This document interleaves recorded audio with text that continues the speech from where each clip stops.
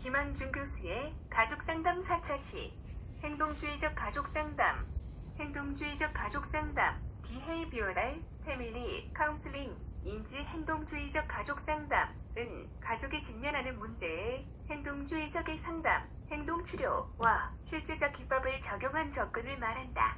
심리치료를 일찍 선상에 놓으면 정신분석적 치료의 정반대편에 행동치료가 위치한다. 행동치료는 학습이론의 기초를 두고 고전적 조건화와 조작적 조건화의 원리를 활용하여 특정 행동을 치료하는 것이다.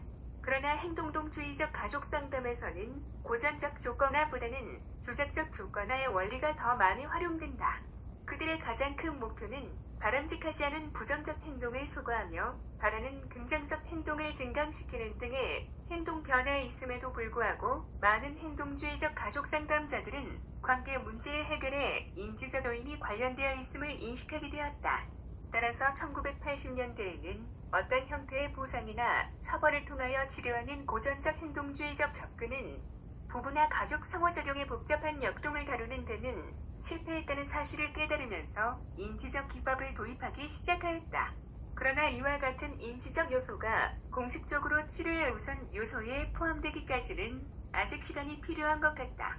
초기의 행동주의적 가족상담자는 위에서 언급한 행동치료를 가족 구성원 중 한 명에게 적용하였을 뿐 가족 전체를 치료의 대상으로 취급하지는 않았다.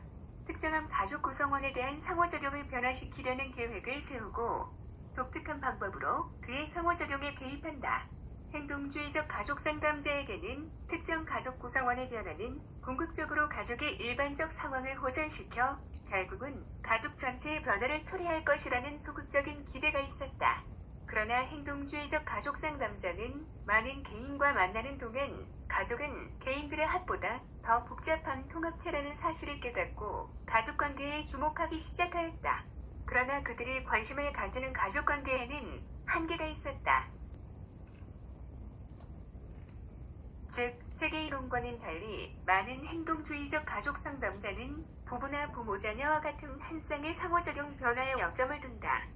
즉, 한쪽 부모의 행동이 아동의 문제 행동을 유발시키는 것으로 간주하여 행동 분석의 단위를 부모와 아이라는 3자 관계보다는 어느 한쪽의 부모와 자녀라는 2자 관계에 두었던 것이다.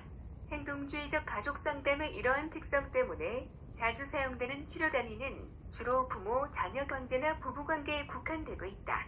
1. 주요 인물 고전적 조건화가 초기보다는 많이 다듬어지고 확장되어 임상 문제에 자주 적용되고 있기는 하지만 고전적 조건화는 여전히 실용성에 있어서 제한을 가진다. 실제로 행동주의적 가족 상담에 많은 영향을 준 것은 파블로브와 왓슨의 고전적 조건화 이론보다는 스키너의 조작적 조건화 이론이다. 조작적이란 용어는 본능적인 또는 반사행동과는 반대되는 것으로 자율적 행동 반응과 관계된다. 조작적 조건화에서는 우리가 행동하는 원천을 외적 환경에서 발견하려고 한다. 우리는 행동 반응 중에서 보상과 같은 긍정적인 방어를 가져오는 반응은 더욱 빈번하게 발생할 것이며 처벌을 받거나 무시된 반응은 소거될 것이라고 가정하는데 이러한 관점에서 보면 조작적 반응의 발생 빈도는 이러한 강화의 결과에 의해 결정된다고 할 수 있다. 행동치료에서는 행동을 이해하는 것은 선행되는 자극에 대하여 어떤 결과를 초래하는가에 대한 신중한 관계 분석이 필요하다. 행동치료라는 용어를 최초로 사용한 스키너는 행동 문제란 근본적인 심리적 갈등의 증상이 아니므로 직접적으로 처리될 수 있는 것이라고 주장하였다. 1948년 올피가 발표한 체계적 탈감화 시스테매틱 디센서티제이션 체계적 감감법, 체계적 둔감법도 영향을 주었다. 그에 따르면 불안은 고전적 조건화를 통해 획득된 자율신경계의 지속적인 반응이다. 체계적 탈감화는 상호 보완적인 억제를 통하여 불안이 비조건화되도록 하는 것이다. 그러나 실제로 행동주의적 가족상담을 이끌어간 인물은 패터슨, 리버만, 라이트, 알맨, 스튜어트이다. 그 중에서도 행동주의적 가족상담 분야에서 최대의 실천가이며 연구자는 단연 심리학자 패터슨이다. 그는 부부관계의 문제뿐만 아니라 상당히 심각한 행동상의 문제를 가진 아동의 가족에게도 행동주의적 가족 상담을 실시하였다. 그는 27명의 공격적인 아동에 관한 연구와 치료를 토대로 행동주의적 부모 훈련 영역을 개발하는 데 공헌하였다. 그러나 그의 공헌은 무엇보다도 오레곤 부부관계 연구팀을 이끌면서 부부의 상호작용의 사회교환 이론을 적용한 많은 연구 업적을 남겼다는 것이다.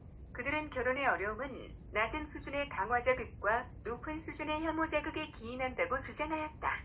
그들은 이러한 연구 결과를 임상으로 이어갔다.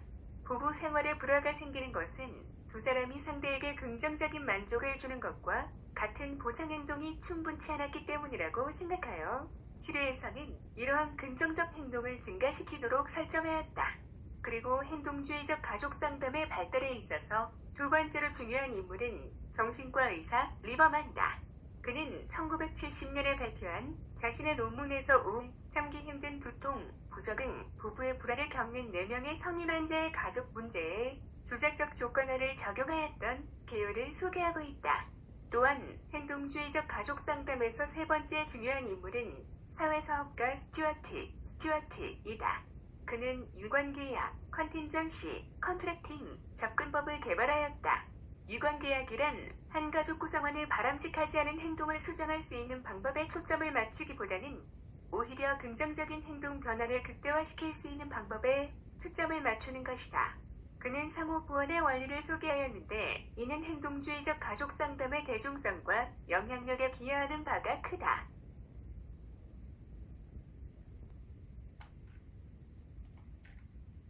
최근에는 조건화의 모델과 인지적 이론 간의 교류가 시작되면서 행동주의 상담자들이 내담자의 태도, 사고, 감정과 같은 다양한 내적 과정의 역할을 고려하기 시작하였다.